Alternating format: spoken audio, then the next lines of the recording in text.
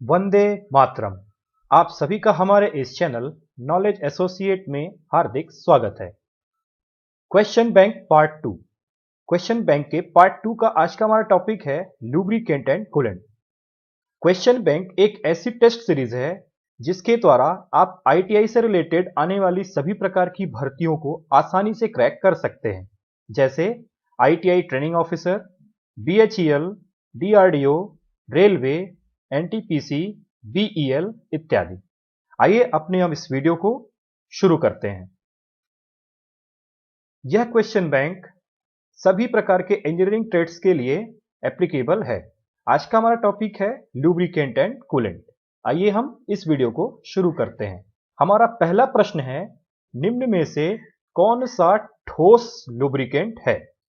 आपको हमने बताया हुआ है कि लुब्रिकेंट 3 प्रकार के होते हैं, सॉलिड, लिक्विड और सेमी सॉलिड, यानी कि ठोस, अर्धठोस और तरल। तो यहां पे आपसे पूछा जा रहा है ऑप्शन में कि इनमें से कौन सा ठोस लुब्रिकेंट है, सॉलिड लुब्रिकेंट इनमें से कौन सा है? तो आपके ऑप्शन दिख रहे होंगे, ग्रेफाइट, माइका, वैक्स और उपरोक्त सभी। तो इसके लिए जो सही आंसर है वो है उपरोक्त सभी। ये सभी प्रकार के सॉलिड लुब्रिकेंट्स होते हैं। अगला प्रश्न है हमारा, तेल की विस्कोसिटी गर्म होने पर होती है। विस्कोसिटी का सीधा मतलब है उसके गाढ़ेपन से, यानी कि तेल का जो गाढ़ापन है या उसकी जो विस्कोसिटी है वो गर्म होने पर क्या होगी? घटेगी, बढ़ेगी, कोई फर्क नहीं पड़ेगा, या इनमें से सभी? तो इसका सही आंसर होगा कि तेल की विस्कोसिटी गर्म करने पर घटेगी। तीसरा प्रश्न है, किसी कटिंग टूल को अधिक लंबे समय तक जंग से बचाए रखने के लिए प्रयोग किया जाता है। कटिंग टूल को लंबे समय तक जंग से बचाए रखने के लिए क्या उपयोग कर सकते हैं? तरल स्नेहक यानी कि लिक्विड लुब्रिकेशन, कोमल ग्रीस, कठोर ग्रीस और ठोस स्नेहक यानी कि सॉलिड लुब्रिकेशन। तो इन 4 ऑप्शन में से हमारा सही ऑप्शन होगा कठोर ग्रीस। इसको लगाने के बाद हम कटिंग टूल की में जंग लगने से काफी समय तक बचा सकते हैं। हम चलते हैं हमारे अगले प्रश्न की तरफ। हमारा अगला प्रश्न है प्रश्न क्रमांक 4। प्रश्न क्रमांक 4 है हमारा कि सॉल्युबल ऑयल को पानी के साथ किस अनुपात में मिलाया जाता है? यहां पे थोड़ी सी राइटिंग मिस्टेक है, इसे आप पानी पढ़िएगा कि सॉल्युबल ऑयल को पानी के साथ किस अनुपात में मिलाया जाता है, यानी कि सॉल्युबल ऑयल और पानी का रेशियो जो होता है, मिक्सचर रेशियो क्या होता है? 1:10, 1:20, 1:30 या 1:40? इसका सही आंसर होगा हमारा 1:20, यानी कि 1 रेशियो सॉल्युबल ऑयल और 20 रेशियो में पानी को मिलाया जाएगा। यानी कि इसका अगर हम सीधा मतलब समझे कि 20 लीटर पानी में 1 लीटर सॉल्युबल ऑयल। अब हम चलते हैं हमारे अगले प्रश्न की तरफ।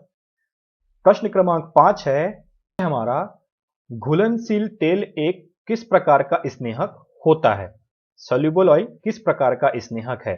तरल स्नेहक, ठोस स्नेहक, अर्धठोस स्नेहक या फिर उनमें से सभी? तो इसका जो आंसर होगा हमारा वो होगा तरल स्नेहक, लिक्विड टाइप का लुब्रिकेशन या लुब्रिकेंट होता है। प्रश्न क्रमांक 6 है हमारा, कंप्रेसर ऑयल की विस्कोसिटी नंबर कितनी होती है? कंप्रेसर ऑयल की जो विस्कोसिटी नंबर है कितनी होती है? 275, 500, 600 और 2000? तो इसका जो सही आंसर होगा वो होगा 275 नंबर के हम कंप्रेसर ऑयल का उपयोग करेंगे। हमारा 7वां प्रश्न है, जिस तापमान पर स्नेहक भाप के रूप में परिवर्तित हो जाता है, यानी कि वह टेम्परेचर जिस पे लुब्रिकेशन स्टीम यानी कि भाप बनकर उड़ने लग जाता है, उसे हम क्या कहते हैं? वाष्पीकरण, बहाव बिंदु, फ्लैश पॉइंट या फिर फायर पॉइंट? तो जब कोई भी स्नेहक गर्म होने के बाद भाप के रूप में उड़ने लग जाता है तो उसे हम कहते हैं फ्लैश पॉइंट। यह टेम्परेचर उसके लिए फ्लैश पॉइंट या फ्लैश पॉइंट टेम्परेचर कहलाता है। हमारा अगला प्रश्न है प्रश्न क्रमांक 8, लुब्रिकेंट का वह गुण जिस तापमान पर लुब्रिकेंट बहना बंद कर देता है। लुब्रिकेंट का वह गुण जिस पर लुब्रिकेंट बहना बंद कर देता है, यानी कि इसे सरल भाषा में समझें कि लुब्रिकेंट उस टेम्परेचर पर जमने लग जाता है तो या गाढ़ा हो जाता है। तो इसके लिए चार ऑप्शन है, फायर पॉइंट, पोर पॉइंट, वाष्पीकरण या फ्लैश पॉइंट। तो इसे क्या कहते हैं? किसी भी लुब्रिकेंट का जमना क्या कहलाता है, या गाढ़ा हो जाना, किसी भी लुब्रिकेंट का गाढ़ा हो जाना कहलाता है पोर पॉइंट। हमारा अगला प्रश्न है, लुब्रिकेशन की सबसे विश्वसनीय विधि कौन सी है? स्प्लैश विधि, ग्रेविटी विधि, फोर्स फीड विधि या इनमें से कोई नहीं? का आंसर होगा स्प्लैश विधि। इस स्प्लैश विधि को आपने अक्सर डीजल इंजन में देखा होगा या जनरेटर्स जो उपयोग किए जाते हैं उनमें दिखा होगा कि उस पे एक अंदर पे ही क्रैंकशाफ्ट पर एक स्पून लगा दी जाती है छोटी सी, जो कि गोल गोल घूमने के साथ ही उसका पूरा छिड़काव कर देती है पूरे अंदर चैम्बर में, जिससे कि उसके सभी पार्ट्स लुब्रिकेट हो जाते हैं। अब हम चलते हैं हमारे अगले प्रश्न की तरफ। प्रश्न क्रमांक 10 है हमारा, निम्न में से कौन सी विधि स्प्लैश विधि के अंतर्गत नहीं आती? निम्न में से कौन सी विधि स्प्लैश विधि के अंतर्गत नहीं आती? Ring oiling, bottom gear oiling, chain oiling या बिग सिस्टम? तो इसका सही आंसर होगा जो बिग सिस्टम है। बिग सिस्टम में स्प्लैश विधि का उपयोग नहीं होता, यानी कि इस बिग सिस्टम स्प्लैश विधि के अंतर्गत नहीं आती। प्रश्न क्रमांक 11 है, मशीन के अंदरूनी पुर्जे जैसे कि बेरिंग आदि में लुब्रिकेशन करने के लिए लुब्रिकेटर का प्रयोग किया जाता है। चार ऑप्शन है, oil cup, grease gun, bottle lubricator और बिग सिस्टम। तो इसका सही आंसर होगा ग्रीस गन का उपयोग किया जाता है। हमारा अगला प्रश्न है, निम्न में से कौन सी लुब्रिकेशन विधि ग्रेविटी फीड सिस्टम के अंतर्गत नहीं आती? सबसे पहले हम समझ लेते हैं कि ये ग्रेविटी फीड सिस्टम होता क्या है। ग्रेविटी फीड सिस्टम में किसी भी प्रकार के फोर्स पंप का उपयोग नहीं किया जाता, या किसी प्रकार के प्रेशर का, एक्सटर्नल प्रेशर का उपयोग नहीं किया जाता। वह गुरुत्वाकर्षण बल के द्वारा ही पूरा लुब्रिकेशन हो जाता है। तो जैसे कि आप समझ सकते हैं कि आप किसी एक टंकी पे ऊपर पानी भरा हुआ है, उस टंकी भरे पानी से आपको पानी को अगर जमीन में लेना है तो ऑटोमेटिक ग्रेविटी से आ जाता है। तो इसी प्रकार की विधि को हम ग्रेविटी फीड सिस्टम कहते हैं। यहाँ पे आपको चार ऑप्शन दिख रहे होंगे, oil cup, grease cup, ring oiling और बिग सिस्टम। तो यहाँ पूछा जा रहा है कि लुब्रिकेशन की कौन सी विधि ग्रेविटी फीड सिस्टम में नहीं आती? तो इसका सही आंसर होगा रिंग ऑयलिंग जो विधि है ये ग्रेविटी फीड सिस्टम में नहीं आती। 13 नंबर प्रश्न है, एक मिलिंग कटर को अधिक लंबे समय तक जंग से बचाकर सुरक्षित रखने वाला साधन है। मिलिंग कटर को जंग से बचाकर सुरक्षित रखने के लिए तेल लगा करके उसको सुरक्षित रख सकते हैं, कोमल ग्रीस लगाकर सुरक्षित रख सकते हैं, कठोर ग्रीस लगाकर सुरक्षित रख सकते हैं, या फिर माइका लगा करके। तो 13वें नंबर प्रश्न का सही आंसर होगा कठोर ग्रीस लगा करके। मतलब एक चीज आप नोट कर लीजिए, कभी भी जंग से लंबे समय तक सुरक्षित रखना हो किसी भी चीज को, तो उसको सुरक्षित रखने के लिए, जंग से बचाने के लिए हम कठोर ग्रीस का उपयोग करेंगे। अब हम चलते हैं हमारे अगले प्रश्न की तरफ। हमारा अगला प्रश्न है प्रश्न क्रमांक 14, जो कि है हमारे लिए, स्नेहक के निम्नलिखित गुणों में से सबसे मुख्य गुण क्या होता है? पोर पॉइंट, विस्कोसिटी, वाष्पीकरण या तेलीयता, ऑयलनेस। तो 14 का सही आंसर होगा विस्कोसिटी उसका मुख्य गुण होता है, उसका गाढ़ापन। जितना ज्यादा गाढ़ा होगा, कितना पतला होना चाहिए, ये उसके मुख्य गुणों में से एक आता है। हमारा 15 नंबर प्रश्न है, स्टेनलेस स्टील की मशीनिंग करते समय किस प्रकार के शीतलक का उपयोग करना चाहिए? मिट्टी के तेल का, सल्फर बेस मिनरल ऑयल का, सूखी या ड्राई हवा का, या चौथा ऑप्शन है मशीन ऑयल का। तो 15 का सही आंसर होगा सल्फर बेस मिनरल ऑयल का। प्रश्न क्रमांक 16 है, ये बहुत इंपॉर्टेंट क्वेश्चन था। प्रश्न क्रमांक 15, इसको आप अच्छे से नोट कर लीजिएगा या इसे याद कर लीजिए, ये बहुत इंपॉर्टेंट क्वेश्चन है। प्रश्न क्रमांक 16 है हमारा, स्पिंडल ऑयल का प्रयोग किया जाता है। ये भी बहुत इंपॉर्टेंट क्वेश्चन है, अक्सर पूछा जाता है। तो स्पिंडल ऑयल का प्रयोग किया जाता है, चार ऑप्शन है, टेक्सटाइल मशीनों में, ग्रीस बॉक्स में, मशीन टूल्स की स्लाइडों में, या ड्रिलिंग करते समय। तो 16 का सही आंसर होगा स्पिंडल ऑयल का उपयोग टेक्सटाइल मशीनिंग में किया जाता है। 17 नंबर प्रश्न है, निम्न संकेंद्रण सही विलेय तेल तैयार करने के लिए सर्वोकट एस का सही अनुपात कितना होना चाहिए? तो इसका जो ऑप्शन आपको दिख रहा है 0.5%, 5%, 50% या फिर 20%। तो 17 नंबर का सही आंसर होगा 5%। सर्वोकट का जो सही रेशियो है वो 5% होना चाहिए। अब हम चलते हैं हमारे अगले प्रश्न की तरफ। प्रश्न क्रमांक 18। प्रश्न क्रमांक 18 हमारा लिखा हुआ है, जब कर्तन द्रव खराद के आसपास फर्श पर गिर जाए, यानी कि जब कोई कटिंग फ्लूइड लेथ मशीन के आसपास गिर जाए तो क्या करना चाहिए? किसी को बुलाना चाहिए, सेवक को, या अपने पर्यवेक्षक को सूचित करना चाहिए, स्वयं पोंछ देना चाहिए, या अपने छीलन से ढक देना चाहिए, जो चिप्स निकली हुई है उससे ढक देना चाहिए। तो इसका सही तरीका जो है, हमको स्वयं पहले पोंछ देना चाहिए, ताकि आने वाले ये कोई व्यक्ति आ रहा है तो वो गिर ना जाए, कोई एक्सीडेंट ना हो जाए, इससे बचने के लिए। अब हम चलते हैं हमारे अगले प्रश्न की तरफ। प्रश्न क्रमांक 19। विमोचन खांचों का निम्न में से क्या प्रयोजन होता है? इसका ऑप्शन आपको दिख रहा होगा। अपेक्षित कोटि का अन्वायोजन बनाए रखना, सतहों के बीच बिना किसी रुकावट के संपर्क सुनिश्चित करना, स्नेहन करना, लहक के लिए घटक समायोजित करना। विमोचन खांचे यानी कि जो स्लाइडिंग फेज होते हैं उनके लिए क्या प्रयोजन, किस प्रकार का प्रयोजन करना चाहिए? तो इसका सही आंसर होगा स्नेहन करना, ताकि फ्रिक्शन कम किया जा सके। प्रश्न क्रमांक 20 है, किसी घोल को बनाने की सबसे अच्छी विधि क्या है? सॉल्युबल ऑयल में पानी दोनों को एक समय पर ही मिलाना चाहिए, या फिर सॉल्युबल ऑयल में पानी को मिलाना चाहिए, तीसरा है पानी में सॉल्युबल ऑयल को मिलाना चाहिए, या फिर उपरोक्त में से कोई नहीं।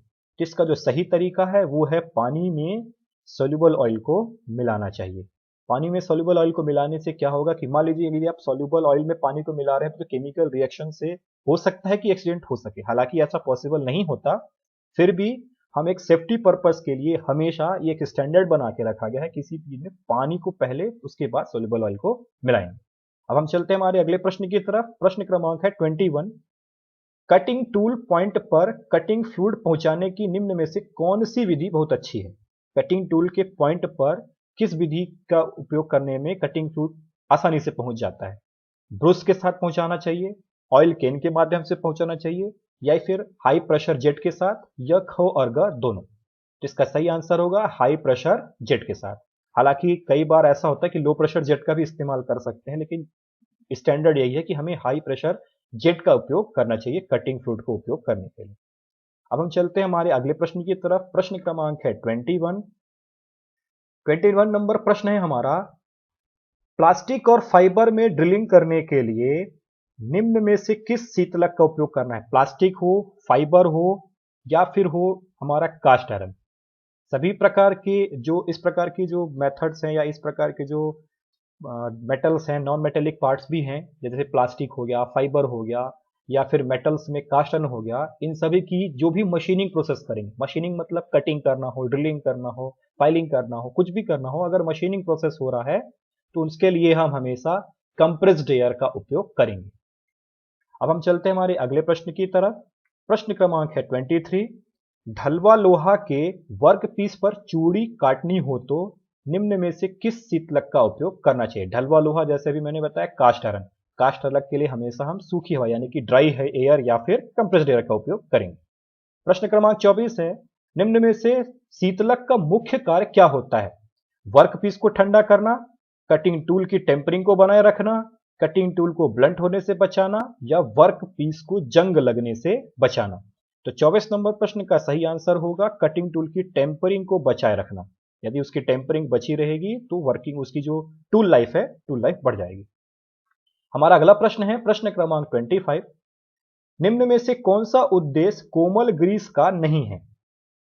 एक पार्ट से दूसरे पार्ट का संपर्क दूर करना, फ्रिक्शन को कम करना, लोड और झटकों के लिए कुशन उपलब्ध कराना, और बेयरिंग में घर्षण से उत्पन्न गर्मी को दूर करना। 25 नंबर प्रश्न का सही आंसर होगा लोड और झटकों के लिए कुशन स्थापित करने के लिए कोमल ग्रीस का उपयोग किया जाता है। अब हम चलते हैं हमारे अगले प्रश्न की तरफ। हमारा अगला प्रश्न है प्रश्न क्रमांक 26। किसी पुर्जे की गति के द्वारा उत्पन्न घर्षण को निम्न में से क्या कहा जाता है? पुर्जे की गति के द्वारा यानी कि कोई पार्ट्स आपस में गति कर रहे हों तो उनमें जो फ्रिक्शन उत्पन्न हो रहा हो उसे हम क्या कहेंगे? स्लाइडिंग फ्रिक्शन, रोलिंग फ्रिक्शन, स्थैतिक घर्षण, या गतिज घर्षण। तो इनमें 26 नंबर का सही आंसर होगा घ, गतिज घर्षण। गति करने के तो उत्पन्न हो रहा है, गति करने से उत्पन्न हो रहा है फ्रिक्शन, इसलिए उसे हम गतिज फ्रिक्शन कहेंगे। प्रश्न क्रमांक 27 है, जब एक मशीनी पुर्जा स्थिर रहता हो, दूसरा पुर्जा उसके बाहर अंदर स्लाइड करता हो तो उसे क्या कहेंगे? तो जब भी कोई दो पार्ट्स आपस में स्लाइड होकर के चल रहे हो, स्लाइड होने के बाद उनमें फ्रिक्शन उत्पन्न हो रहा हो, तो उस फ्रिक्शन को कम करने के लिए हम जो उत्पन्न होता है फ्रिक्शन, उसे हम कहते हैं स्लाइडिंग फ्रिक्शन। बॉल बेयरिंग में निम्न में से कौन सा घर्षण होता है? क्योंकि बॉल होती है, छोटी छोटी बॉल, और वो पूरी सरफेस पर गोल गोल गोल गोल घूमती हैं, इसलिए इसके लिए सही आंसर होगा ग नंबर, रोलिंग फ्रिक्शन। यानी कि बॉल बेयरिंग जो होती है वो रोलिंग फ्रिक्शन के जनरेट करते हैं। अब हम चलते हैं हमारे अगले प्रश्न की तरफ। प्रश्न क्रमांक है 29। जब एक ड्रम के अंदर कई पुर्जों को एक साथ डालकर घुमाते हैं, एक ड्रम के अंदर कई पुर्जों को एक साथ घुमाते हैं, तो उसमें उत्पन्न होने वाले घर्षण को क्या कहा जाएगा? रोलिंग घर्षण, बाउंड्री घर्षण, स्थैतिक घर्षण या फिर रोलिंग घर्षण। देखो, रोलिंग घर्षण को यहां पे आपको 2 बार दिया हुआ है। हो सकता है ये कंफ्यूजन के लिए भी दिया गया हो, या फिर हो सकता है कि बाय मिस्टेक भी प्रश्न को प्रिंट किया गया हो, लेकिन इसका सही आंसर जो होगा वो होगा बाउंड्री घर्षण। आपको कंफ्यूज नहीं होना कि आपको 2 बार रोलिंग रोलिंग दे दिया है तो आप दोनों बार को सोचे कोई एक आंसर इसका सही होगा। इसका जो सही ऑप्शन है वो है बाउंड्री फ्रिक्शन। हम चलते हैं हमारे अगले प्रश्न की तरफ। प्रश्न क्रमांक 30। प्रश्न क्रमांक 30 है हमारा, किसी भी तरल व ठोस धातु के बीच उत्पन्न घर्षण को कहते हैं। किसी भी ठोस धातु के बीच उत्पन्न होने वाले घर्षण को क्या कहेंगे? तरल घर्षण, बाउंड्री घर्षण, गैस घर्षण या स्थैतिक घर्षण। कोई भी सॉलिड पार्टिकल है, कोई सॉलिड वस्तु है, उसको जो उत्पन्न होने वाला जो घर्षण है वो घर्षण कहलाएगा हमारा तरल घर्षण। ठीक है, अब हम चलते हैं हमारे प्रश्न की तरफ। प्रश्न क्रमांक 31 है, वह घर्षण की मात्रा जब वस्तु पर बल लगाने पर भी वह विरामावस्था में ही रहती है, इसकी मात्रा लगाए गए बल में से कम होती है, उससे क्या कहते हैं? घर्षण, गैस घर्षण, गतिज घर्षण, बाउंड्री घर्षण या फिर स्थैतिक घर्षण। इसका सही आंसर होगा स्थैतिक घर्षण। हमारा प्रश्न क्रमांक 32 है, पानी के अंदर नाव अथवा जलयान किसी घर्षण के अंतर्गत कार्य करता है। जो पानी के ऊपर जो नाव चलती हैं उनमें जो फ्रिक्शन होता है पानी और नाव के बीच में, वो घर्षण किस प्रकार का घर्षण होता है? गतिज घर्षण, रोलिंग घर्षण, तरल घर्षण या बाउंड्री घर्षण। तो 32 का सही आंसर होगा तरल घर्षण। 33 नंबर क्वेश्चन है, मशीन टूल के बेड वेज पर या गाइड वेज में लुब्रिकेशन किया जाता है। बेड वेज और गाइड वेज आप आपस में स्लाइडिंग मोशन करते हैं, तो उसके लिए लुब्रिकेशन कब कब किया जाना सुनिश्चित किया जाता है? सप्ताह में 1 बार, माह में 1 बार, 15 दिन बाद या प्रत्येक कार्यकारी दिन में। चूंकि बेडवेज और गाइडवेज जो होते हैं वो पर डे उपयोग में आते हैं स्लाइडिंग मोशन के द्वारा, इसलिए इसको हम प्रतिदिन इसका लुब्रिकेशन करते हैं। हम चलते हैं हमारे अगले प्रश्न की तरफ, जो कि है हमारा प्रश्न क्रमांक 34। लेथ मशीन द्वारा माइल्ड स्टील को टर्निंग करते समय उचित कर्तन द्रव है? संश्लेषित घुलनशील तेल, केवल शुद्ध तेल, सोल्यूबल ऑयल या अशुद्ध तेल। तो लेथ मशीन में माइल्ड स्टील की टर्निंग, मैंने अभी आपको बताया है, किसी प्रकार की माइल्ड स्टील पर यदि मशीनिंग प्रक्रिया की जा रही हो तो माइल्ड स्टील की प्रक्रिया करने के लिए हमेशा हम सोल्यूबल ऑयल का उपयोग करेंगे, जो कि सल्फर बेस्ड सोल्यूबल ऑयल होना चाहिए। हम चलते हैं हमारे अगले प्रश्न की तरफ, जो कि है हमारा प्रश्न क्रमांक 35। स्नेहक के निम्नलिखित उद्देश्य होते हैं, जिनमें से स्नेहक का मुख्य उद्देश्य क्या है? अभी आपको 4 ऑप्शन दिख रहे हैं। मशीन के पुर्जों से बीच घर्षण को कम करना, घर्षण से उत्पन्न ताप को कम करना, पुर्जों की घिसावट को रोकना, लोड को विस्थापित करना तथा मशीन को स्मूथ गति प्रदान करना। तो इनमें 35 का सही आंसर होगा लोड को विस्थापित करना तथा मशीन को स्मूथ गति प्रदान करना। अगला प्रश्न है, निम्न में से घर्षण का कौन सा लाभ नहीं है? बॉल बेयरिंग व रोलर बेयरिंग के रोलिंग एलिमेंट्स घर्षण के कारण ही घूमते हैं। मशीन के बेल्ट द्वारा शक्ति संचालन यानी कि पावर ट्रांसमिशन फ्रिक्शन के कारण ही होता है। घर्षण के कारण ही गतिमान वस्तुओं की गति कम की जा सकती है। चौथा है, बस व स्कूटर आदि ब्रेक घर्षण के कारण काम नहीं करते, जो कि ये गलत ऑप्शन दिख रहा है हमें। इसका सही आंसर होगा बस और स्कूटर आदि ब्रेक घर्षण के कारण काम नहीं करते। प्रश्न क्रमांक 37 है, घर्षण को निम्न में से किस तत्व द्वारा घर्षण को कम नहीं किया जा सकता? ऑप्शन है आपके, घर्षण को कम करने के लिए स्नेहक का प्रयोग किया जाता है, बेयरिंग का प्रयोग करके घर्षण को कम किया जाता है। घर्षण को कम करने के लिए हाई फिनिशिंग की आवश्यकता नहीं होती। मशीनिंग पार्ट्स की स्लाइडिंग सरफेस की स्क्रैपिंग करके घर्षण को कम किया जा सकता है। तो 37 का हमारा जो सही आंसर होगा वो होगा घर्षण को कम करने के लिए हाई फिनिशिंग की आवश्यकता नहीं होती। 38 है हमारा, निम्न में से कौन सा स्नेहक का प्रकार नहीं है? तरल स्नेहक, अर्धठोस स्नेहक, घुलनशील तेल और ठोस स्नेहक। तो 38 का सही आंसर होगा घुलनशील तेल, यह एक स्नेहक नहीं है। अगला प्रश्न है हमारा 39, निम्न में से जैतून का तेल स्नेहकों की किस श्रेणी में आता है?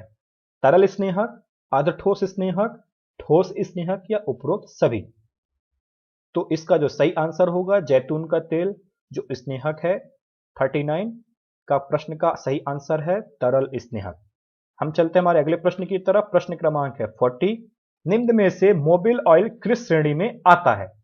वनस्पति तेल में, जानवरों की चर्बी का तेल, खनिज तेल या फिर कृत्रिम तेल। तो 40 का सही आंसर होगा खनिज तेल। 41 नंबर प्रश्न है, पर्सियन ग्राइंडिंग के लिए निम्न में से कौन सा उपयुक्त कटिंग ऑयल होता है या कटिंग फ्लूइड है? संश्लेषित घुलनशील तेल, सर्वोकट एस या फिर शुद्ध तेल। तो 41 का हमारा सही आंसर होगा संश्लेषित घुलनशील तेल। हम चलते हैं हमारे अगले प्रश्न की तरफ। प्रश्न क्रमांक 42, निम्न में से कौन सा स्नेहक का लाभ नहीं है? स्नेहक के प्रयोग से मशीन की गति तेज और स्मूथ होती है। स्नेहक से कटिंग टूल का जीवन बढ़ता है। स्नेहक के प्रयोग से मशीन का जीवन बढ़ता है। स्नेहक के प्रयोग से मशीन की एक्यूरेसी बनी रहती है। यहां पे लाभ नहीं है पूछा जा रहा है, क्योंकि स्नेहक का उपयोग यानी स्नेहक मानी लुब्रिकेशन, इसका कटिंग टूल से कोई रिलेशन नहीं होता, इसलिए इसका सही आंसर होगा ख, कटिंग टूल का जीवन बढ़ता है। हम चलते हैं हमारे अगले प्रश्न की तरफ। प्रश्न क्रमांक है 43, निम्न में से ग्रीस का कौन सा उद्देश्य नहीं है? एक पार्ट से दूसरे पार्ट को संपर्क कराना, एक पार्ट से दूसरे पार्ट का संपर्क दूर करना, लोड को विस्थापित करना, स्मूथ गति प्रदान करना। 43 का सही आंसर होगा एक पार्ट से दूसरे पार्ट को संपर्क कराना, यह ग्रीस का मुख्य उद्देश्य नहीं है। बिना लुब्रिकेशन के जर्नल बेयरिंग के निम्न में से कौन सा घर्षण होता है? बिना लुब्रिकेशन करने पर कौन सा फ्रिक्शन होगा जर्नल बेयरिंग पर? बेयरिंग किसी भी प्रकार की हो, अलग अलग प्रकार की बेयरिंग के लिए अलग अलग फ्रिक्शंस उत्पन्न होते हैं, अलग अलग इनके मोशंस होते हैं। जर्नल बेयरिंग के लिए जो फ्रिक्शन उत्पन्न होता है उसके लिए हमारा जो सही आंसर होगा वो होगा ड्राई फ्रिक्शन। आपको ये थोड़ा सा हिंट दे दिया था बिना लुब्रिकेशन के। ठीक है, अब हम चलते हैं हमारे अगले प्रश्न की तरफ। प्रश्न क्रमांक है 45, तेल की विस्कोसिटी को निम्न में से किस यंत्र द्वारा मापा जाता है? विस्कोमीटर द्वारा, पाइनोमीटर द्वारा या दोनों के द्वारा या इनमें से कोई नहीं। तो तेल की जो विस्कोसिटी है वो विस्कोमीटर के द्वारा भी मापी जाती है और पाइनोमीटर के द्वारा भी, इसलिए इसका जो सही आंसर होगा वो होगा क और ख दोनों। प्रश्न क्रमांक है 46, बहते हुए लिक्विड की इंटरनल रेजिस्टेंस किसकी परिभाषा है? बहते हुए लिक्विड की इंटरनल रेजिस्टेंस किसकी परिभाषा है? चिकनाहट की, एम्प्लीफिकेशन की, विस्कोसिटी की या पोर पॉइंट की। तो 46 का हमारा सही आंसर होगा विस्कोसिटी। हम चलते हैं हमारे अगले प्रश्न की तरफ। प्रश्न क्रमांक 47 है हमारा, टर्बो ऑयल का प्रयोग निम्न में से किस कार्य के लिए किया जाता है?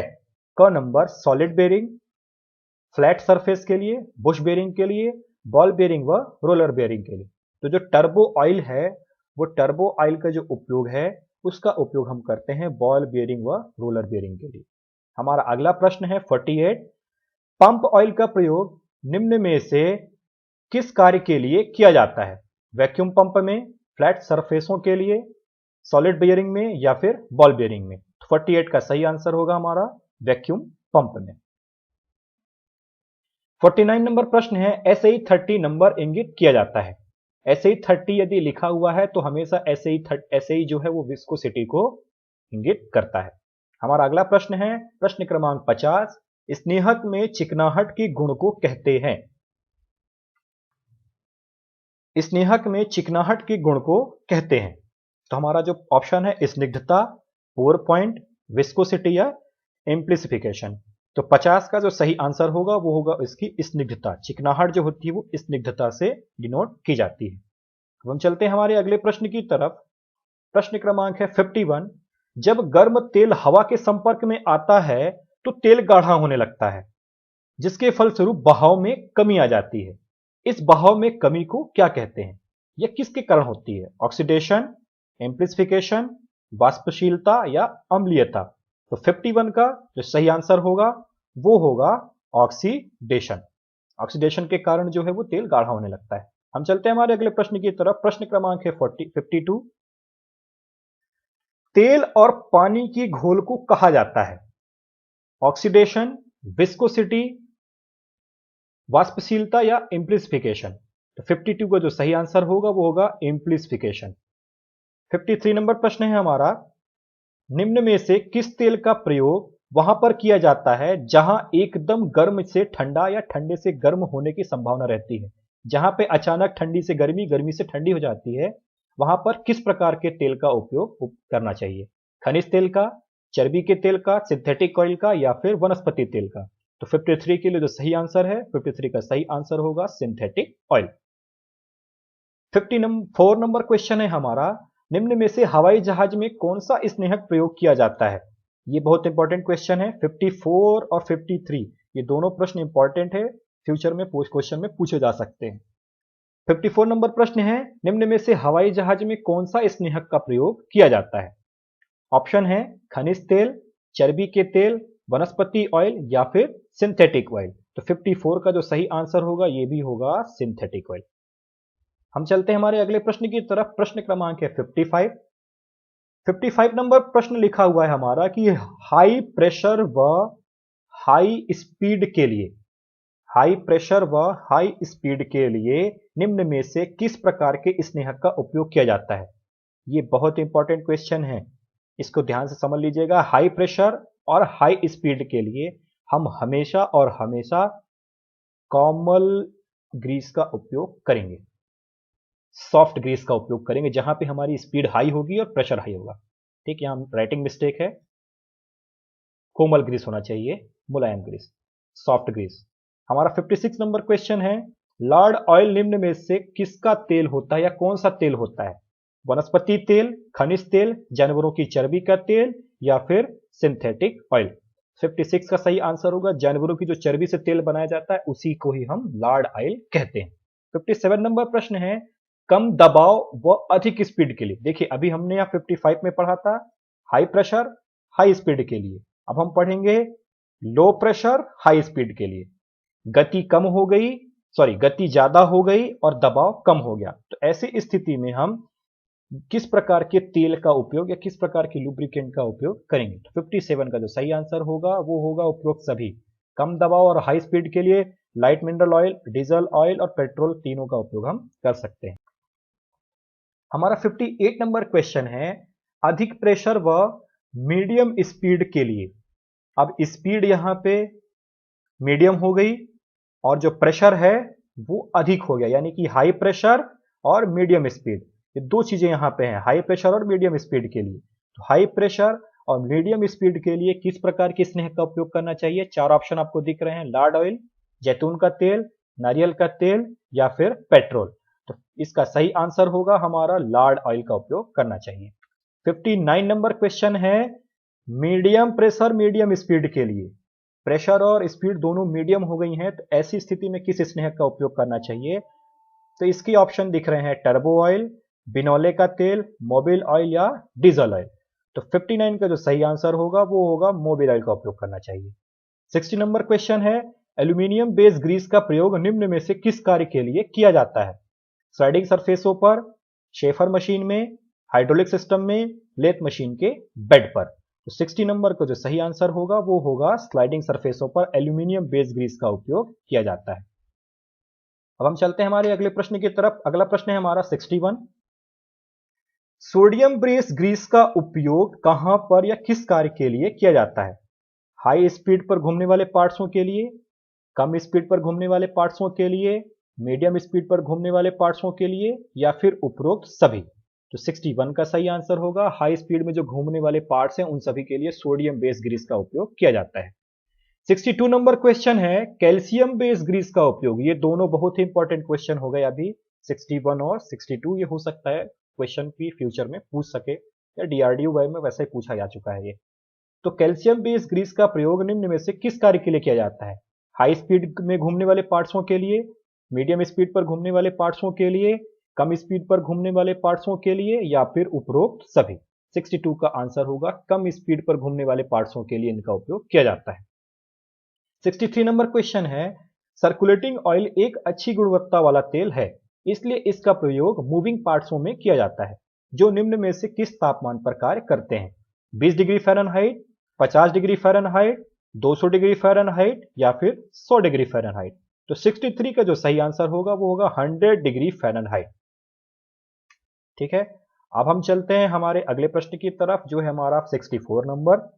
हमारा 64 नंबर प्रश्न है सर्कुलेटिंग ऑयल के अंतर्गत निम्न में से कौन सा ऑयल नहीं आता? 64 नंबर प्रश्न है सर्कुलेटिंग ऑयल के अंतर्गत निम्न में से कौन सा ऑयल नहीं आता? Hydraulic oil, steam turbine oil, paper mill सी ऑयल या फिर डीजल ऑयल। तो 64 का सही आंसर होगा डीजल ऑयल नहीं आता। 65 नंबर प्रश्न है स्टीम टरबाइन की जो ऑयल है उसमें वोल्ट यूनिवर्सल सेकेंड कितनी होती है? 100 to 600 एसयूएस, 100 to 500 एसयूएस, 50 to 100 एसयूएस या फिर 100 to 2500 एसयूएस। तो 65 का जो सही आंसर है वो 100 to 500 एसयूएस यूनिवर्सल सेकेंड्स होती है, वोल्ट यूनिवर्सल सेकेंड्स। हमारा 66 नंबर क्वेश्चन है एक अच्छे शीतलक का निम्न में से मुख्य गुण क्या होना चाहिए? वाष्पीकरण, चिकनाहट का गुण, गंधता गुण या ठंडा करने की कम क्षमता। जो अच्छा शीतलक है उसका जो मुख्य गुण होता चाहिए वो होना चाहिए उसमें चिकनाहट का गुण अधिक होना चाहिए। हम चलते हैं हमारे अगले प्रश्न की तरफ। क्वेश्चन नंबर है 67। 67 नंबर प्रश्न है हमारा एक अच्छे कूलेंट का निम्न में से कौन सा गुण नहीं है?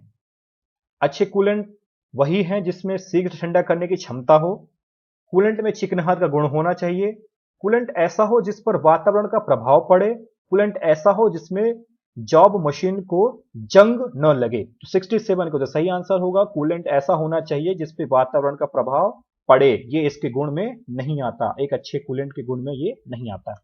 हमारा अगला प्रश्न है 68। निम्न में से कौन सी कूलेंट देने की विधि नहीं है?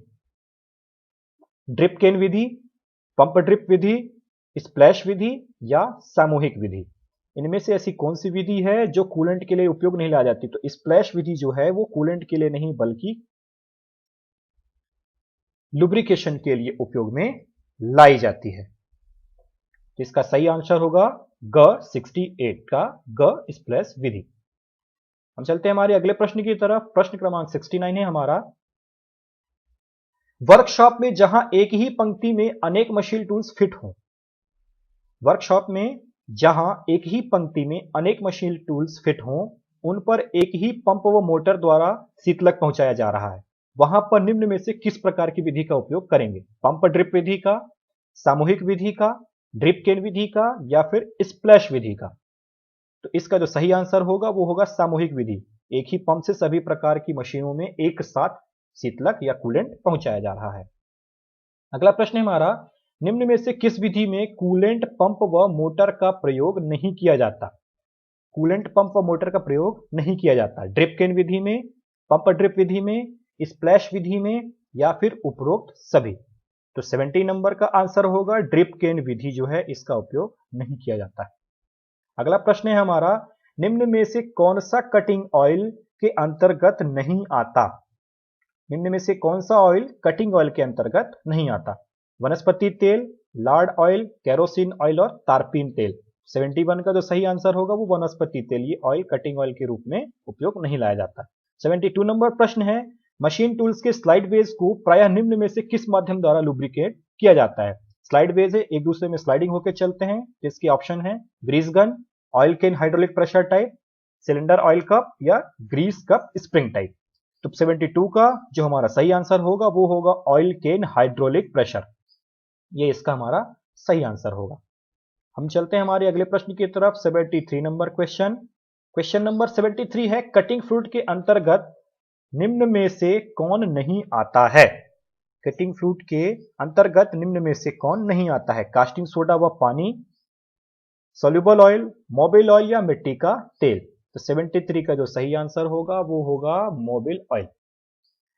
74 नंबर क्वेश्चन है, जॉब पर उचित शीतलक का प्रयोग करने पर उच्चतम कटिंग स्पीड रखी जाती है, यानी कि जब हम कटिंग फ्लूइड का उपयोग करेंगे या फिर कूलेंट का उपयोग करेंगे तब हम कटिंग स्पीड को मैक्सिमम रखेंगे, कटिंग स्पीड को मीडियम रखेंगे या कटिंग स्पीड को कम रखेंगे या इनमें से कोई नहीं। इसका सही आंसर होगा कटिंग स्पीड को अधिक रखेंगे। जितनी ज्यादा कटिंग स्पीड अधिक होगी उतना ज्यादा ही इसकी फिनिशिंग अच्छी आएगी।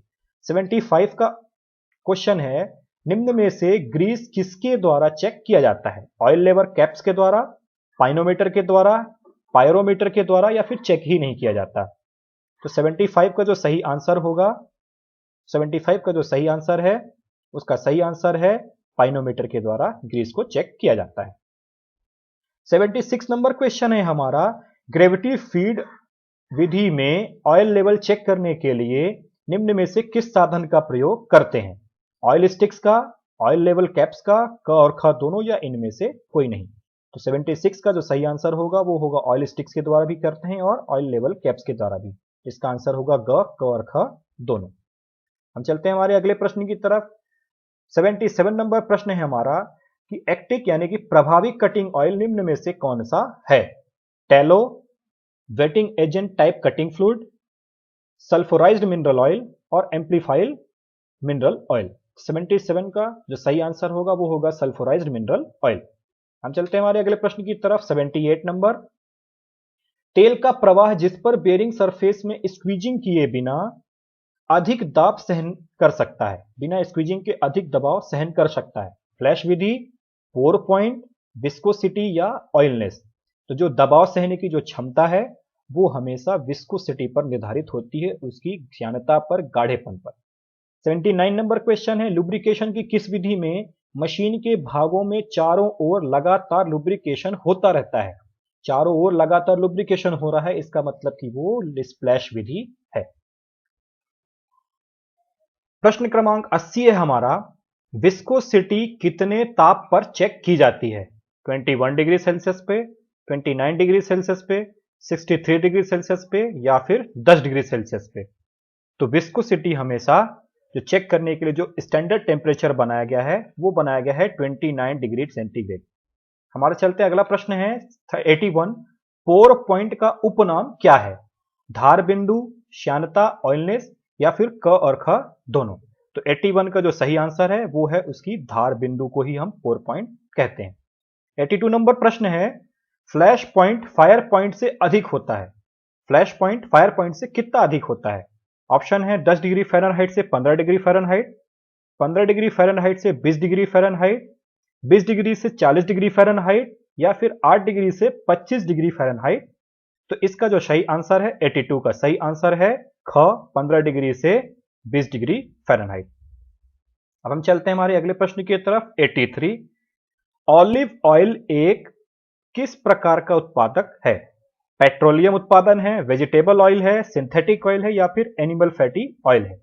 83 का जो सही आंसर है वो है ख, वेजिटेबल्स ऑयल। अब हम चलते हैं हमारे अगले प्रश्न की तरफ। क्वेश्चन नंबर है 84, निम्न में से कौन सा इंडस्ट्रियल लुब्रिकेंट्स है? Turbine oil, circulating oil, spindle oil या उपरोक्त सभी?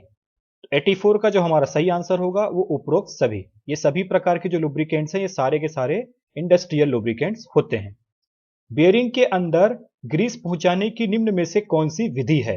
Hand pressure grease gun, spring type grease gun, साधारण ग्रीस गन या उपरोक्त सभी? तो 85 का जो सही आंसर होगा वो होगा घ नंबर, उपरोक्त सभी। प्रश्न क्रमांक 86 है, लुब्रिकेशन की किस विधि में लुब्रिकेंट बूंद बूंद करके मशीन के पार्ट्स तक पहुंचाया जाता है? ग्रेविटी फीड के द्वारा, फोर्स फीड के द्वारा, स्प्लैश विधि के द्वारा या इनमें से कोई नहीं? तो 86 का सही आंसर होगा ग्रेविटी फीड के द्वारा ही हम बूंद बूंद करके लुब्रिकेंट को पहुंचाते हैं अलग अलग पार्ट्स तक। 87 नंबर प्रश्न है हमारा, निम्न में से किस विधि द्वारा मशीनों के गियर बॉक्स में लुब्रिकेशन किया जाता है? छिड़कन विधि यानी कि स्प्लैश विधि के द्वारा, फोर्स फीड मेथड के द्वारा, ग्रेविटी फीड मेथड के द्वारा या फिर उपरोक्त सभी। तो जो गियर बॉक्स होता है, गियर बॉक्स में छिड़कन विधि यानी कि स्प्लैश विधि के द्वारा ही गियर बॉक्स में लुब्रिकेशन किया जाता है। हम चलते हैं हमारे अगले प्रश्न की तरफ। प्रश्न क्रमांक है 88। निम्न में से लुब्रिकेशन सिंबल दिखाया गया आपको चित्र में, जिसका निम्न में से क्या अर्थ होता है? यदि आपको गोल चित्र दिख रहा होगा तो गोल चित्र में यानी कि हमको प्रतिदिन लुब्रिकेशन करना चाहिए। यदि त्रिभुज बना हुआ है तो त्रिभुज यदि बना हुआ है तो उसके लिए साप्ताहिक लुब्रिकेशन करना होता है। और हमारा जो अगला प्रश्न आपको दिख रहा है जिसमें आपको स्क्वायर दिख रहा होगा बना हुआ, यदि स्क्वायर बना हुआ है यानी कि उस पे मासिक, यानी कि आपको चीज समझ में आ ही गई होगी। यदि गोल सिंबल बना हुआ है तो हमें प्रतिदिन करना है, त्रिभुज यानी कि ट्रायंगल बना हुआ है तो साप्ताहिक करना है, और यदि स्क्वायर बना हुआ है यानी कि हमें मासिक से हमको लुब्रिकेशन करना है। तो कैसा लगा हमारा ये वीडियो? कमेंट सेक्शन में जरूर बताएं। हमारे साथ इसी प्रकार अपना सहयोग और प्रेम बनाए रखें। हम जल्द ही मिलेंगे आपसे हमारी अगली और नई वीडियो में। तब तक के लिए जय हिंद, वंदे मातरम।